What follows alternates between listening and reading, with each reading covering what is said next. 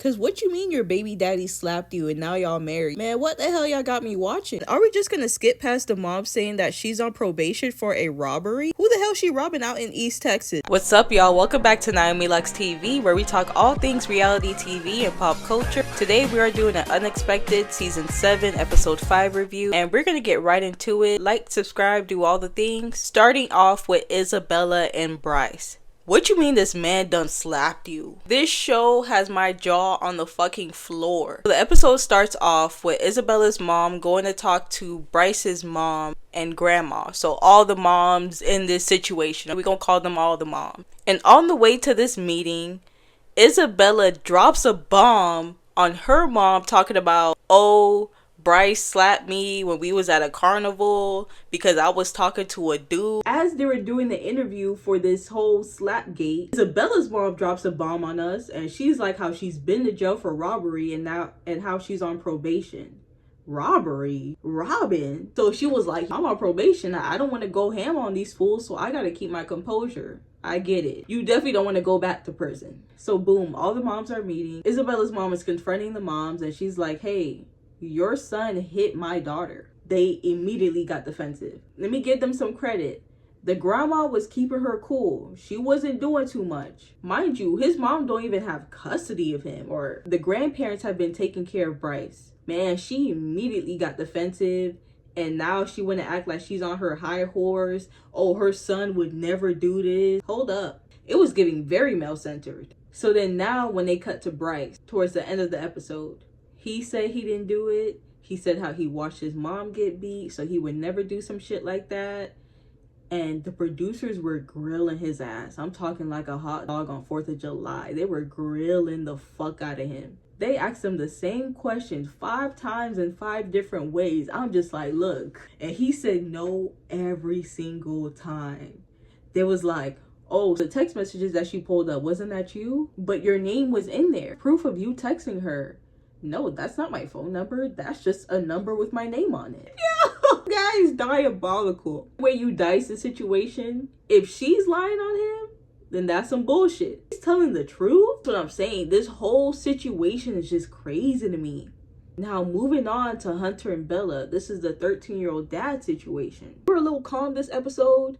This was more about her pregnancy. Did a pregnancy simulation with him where they put the watermelon on his belly and they put a simulator on him so he can feel what contractions feel like, or even just a quarter of what contractions feel like. Right now, Bella is 40 weeks pregnant. This was a tough conversation because they had to decide what they were going to do at this point. Does she keep going on and wait for natural labor? Does she have a C-section? Or does she get induced? I tried all 3, considering I have 2 kids. I tried to wait naturally. It was fucking awful. My body was on the floor. It's so fucking painful. I did the induction. It was just hella stress on my body. I was in labor for like 3 days. Don't recommend it. Then I had to have a C-section. So I had 2 C-sections. Fucking terrible. I got this scar. Care about the scar, but like the pain you have to endure afterwards fucking sucks. My back hurts still to this day. My body is just on the floor.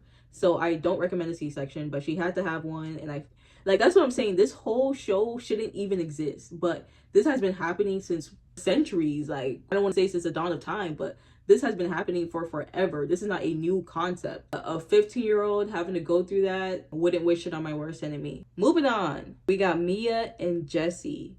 This was another hot situation. Like, whoo, I need to know what y'all think about this. So she hasn't spoke to the mom in a week because the mom is mad about the delivery room situation.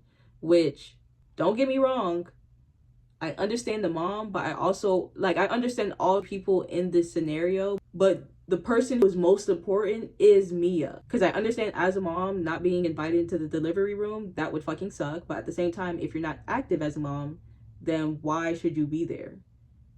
And I understand Jesse's mom, where she's like, I've been there through this whole pregnancy and you haven't been there. So yeah, I'm declaring my spot. I understand Mia going with either decision, whether she chooses her mom because she feels like at the end of the day, that's my mom, or she chooses Jesse's mom because that was the person that was actually there for her throughout this whole thing. And they were talking about how she's been having an attitude because she's been dealing with being pregnant. Your hormones are all over the place. It's normal.